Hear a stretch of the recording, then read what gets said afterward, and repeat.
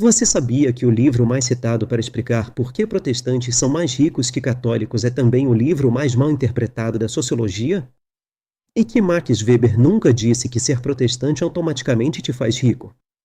E que brasileiros usam Weber errado para justificar pobreza? Sou católico, logo Weber disse que sou geneticamente pobre. Se você já ouviu que protestante nasce para prosperar e católico nasce para ser pobre, você entendeu Weber completamente errado. E hoje, 120 anos depois de Weber publicar A Ética Protestante e o Espírito do Capitalismo, você está pagando o preço dessa má interpretação. Max Weber, sociólogo alemão, viveu de 1864 a 1920. Nascido em família protestante prussiana, estudou direito, economia, história, filosofia. Professor em Freiburg, Heidelberg. E em 1905, publicou o ensaio que mudaria debate sobre religião e economia, a ética protestante e o espírito do capitalismo. E a tese não era: protestante é rico, católico é pobre. A tese era: cosmovisão religiosa específica, principalmente calvinismo, criou mentalidade que favoreceu o surgimento do capitalismo moderno no norte da Europa. Mas aqui está o que ninguém te contou. Weber não estava fazendo profecia. Ele estava fazendo história. Ele analisava século XVI e XVII na Alemanha, Inglaterra, Holanda. Ele nunca disse que isso era lei universal para todo tempo e lugar. Mas brasileiros pegaram Weber, transformaram em determinismo religioso e criaram profecias autorrealizáveis. Protestante se acha destinado a prosperar, então trabalha confiante. Católico se acha destinado a ser pobre, então nem tenta. Eu vou te mostrar exatamente o que Weber realmente disse versus o que brasileiros acharam que ele disse. Vou te provar com citações do livro dele que a tese era muito mais sutil que protestante rico católico pobre. E vou te mostrar por que qualquer cristão, protestante ou católico, pode adotar a ética protestante do trabalho e prosperar. Deixa eu começar com João Calvino, porque é ali que Weber localiza a origem da ética, 100 anos antes de capitalismo moderno surgir. João Calvino viveu de 1509 a 1564. Reformador francês, sucessor de Lutero, estabeleceu teocracia em Genebra, Suíça. E Calvino tinha doutrina controversa, predestinação dupla. Deus escolheu alguns para a salvação, outros para a condenação, antes da fundação do mundo. Nada que você faça muda isso.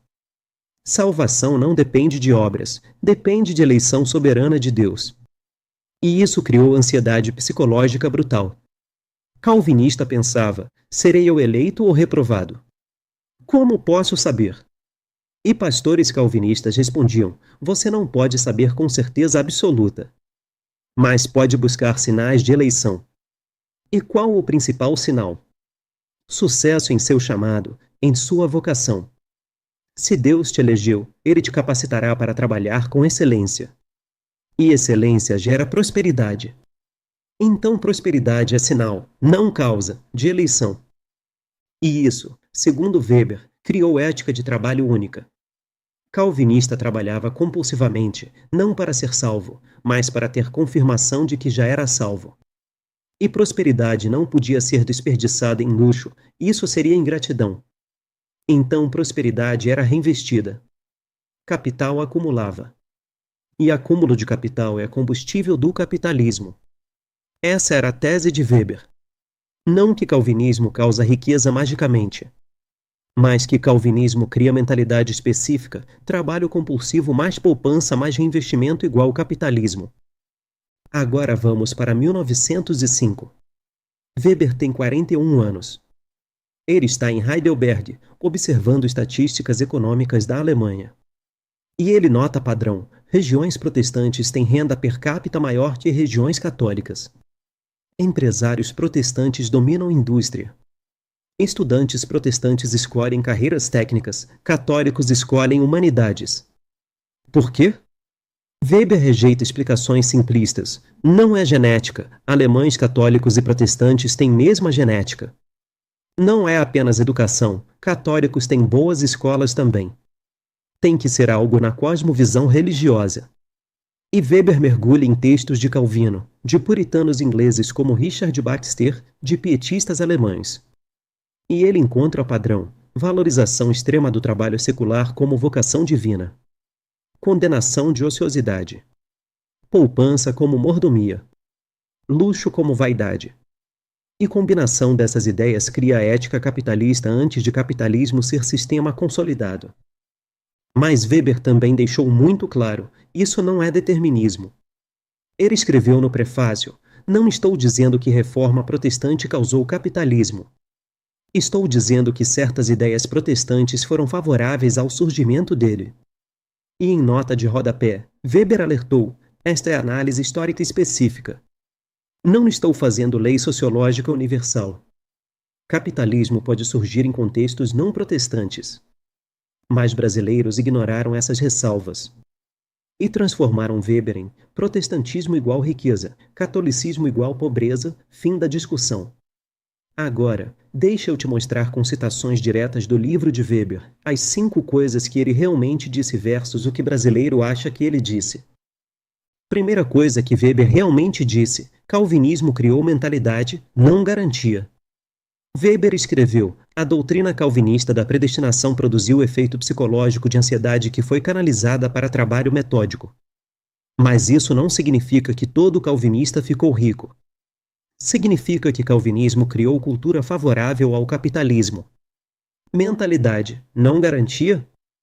Brasileiro entendeu: nasci protestante, logo serei rico automaticamente.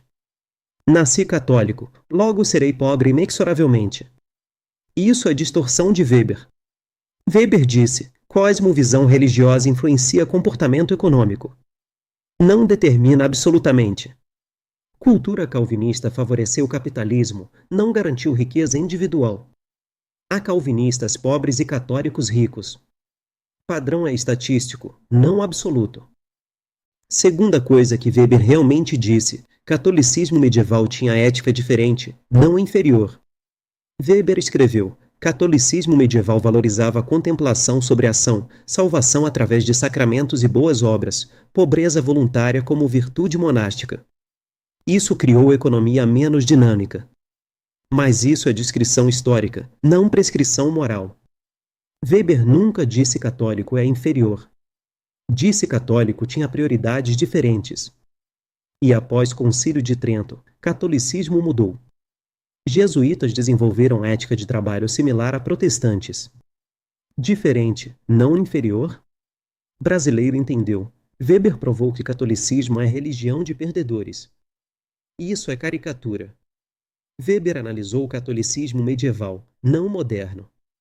E mesmo medieval, Weber reconheceu grandeza. Mosteiros eram centros de tecnologia agrícola, universidades católicas preservaram conhecimento clássico.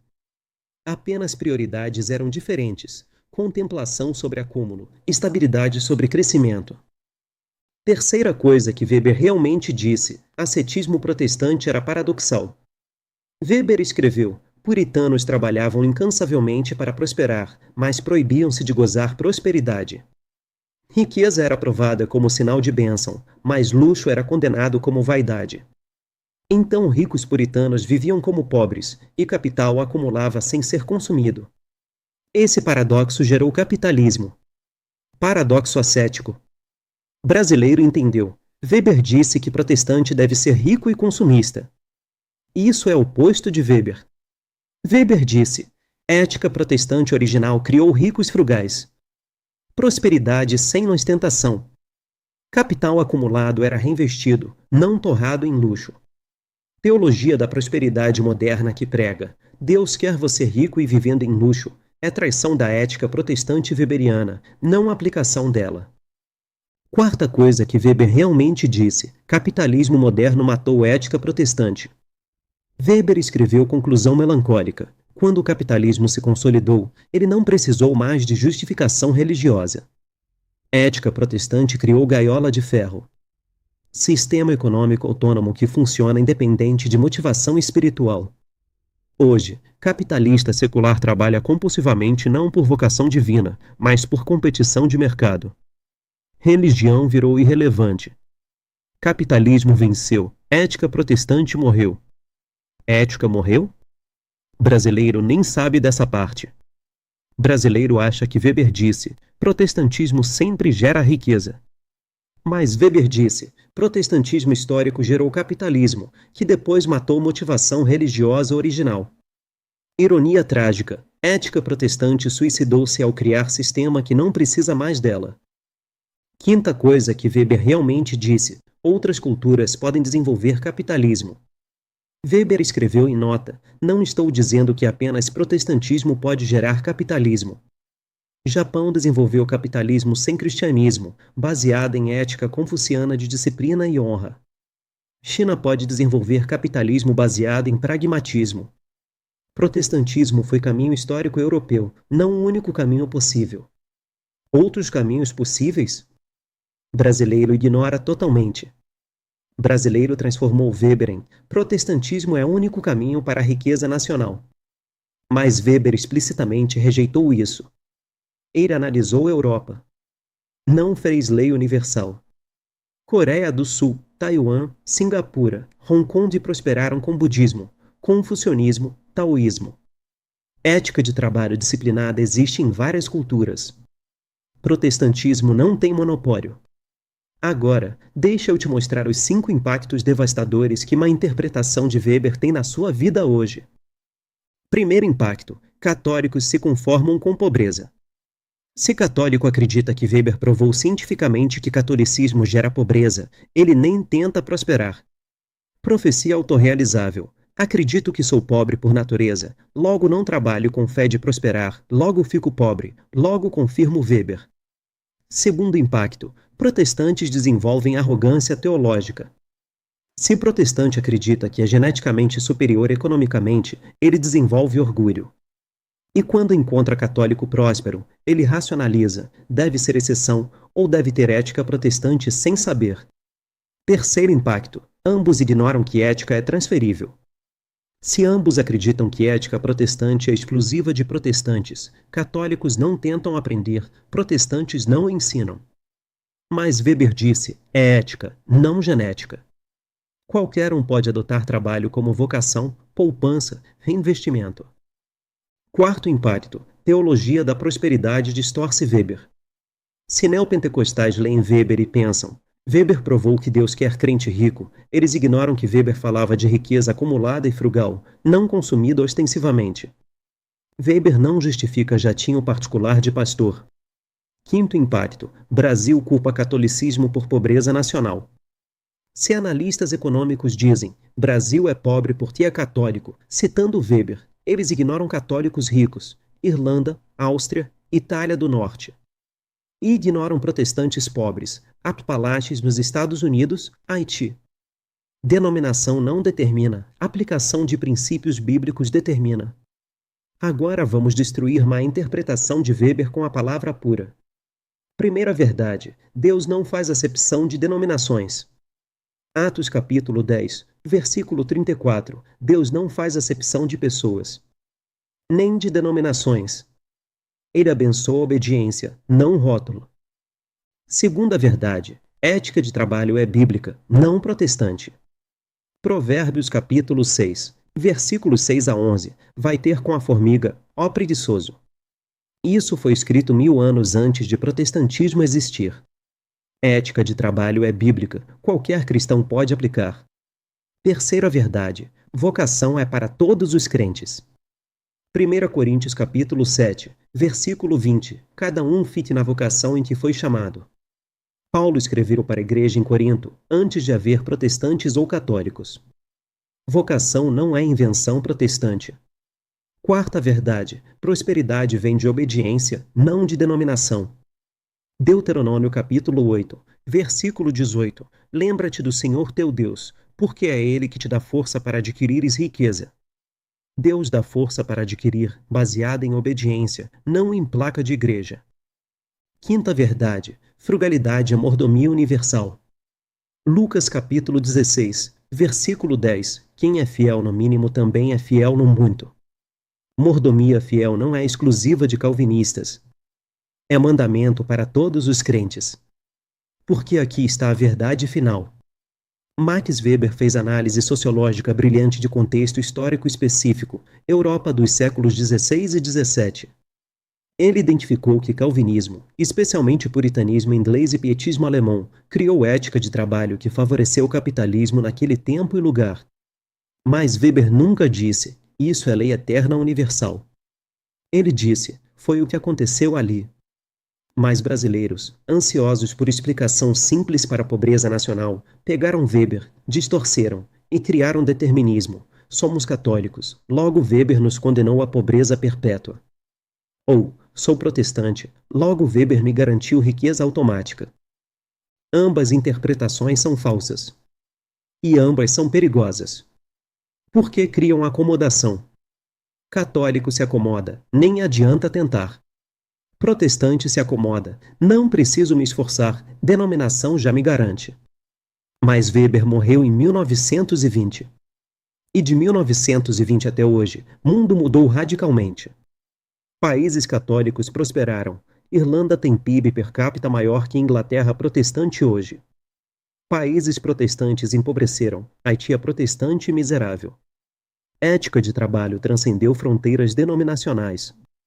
E Tiago capítulo 2, versículo 17. Assim também a fé, se não tiver obras, é morta em si mesma. Fé sem ética de trabalho é morta. Não importa se você é protestante, católico, ortodoxo. Se você tem fé, mas não trabalha com excelência, poupa, reinveste, você fica pobre. Se você trabalha com excelência, poupa, reinveste, mas sem fé, você pode ficar rico mais vazio. Ideal bíblico, fé mais ética de trabalho igual prosperidade com propósito. Se este vídeo te libertou de 120 anos de má interpretação de Weber, se você percebeu que ética protestante não é exclusiva de protestantes, deixa um comentário, escreve, adoto ética bíblica de trabalho, independente de denominação. E compartilha. Qual distorção de Weber mais te impactou? Foi determinismo religioso? Foi católico inferior? Foi protestantismo garante riqueza? E se inscreve no canal, porque vamos continuar destruindo má interpretações sociológicas e restaurando verdades bíblicas sobre trabalho e prosperidade. Weber analisou história. Brasileiros criaram profecia. Nós restauramos verdade. Por que você não foi chamado para ser rico ou pobre por denominação, foi chamado para ser fiel em sua vocação. E isso significa trabalhar com excelência porque glorifica Deus, poupar porque é mordomia, reinvestir porque multiplica talentos, ser frugal porque ostentação é vaidade, e prosperar não por ser protestante ou católico, mas por aplicar princípios bíblicos universais que transcendem rótulos denominacionais. Não por negar Weber, mas por entender Weber corretamente. Weber explicado, distorção destruída. Ética bíblica restaurada. IntelliVox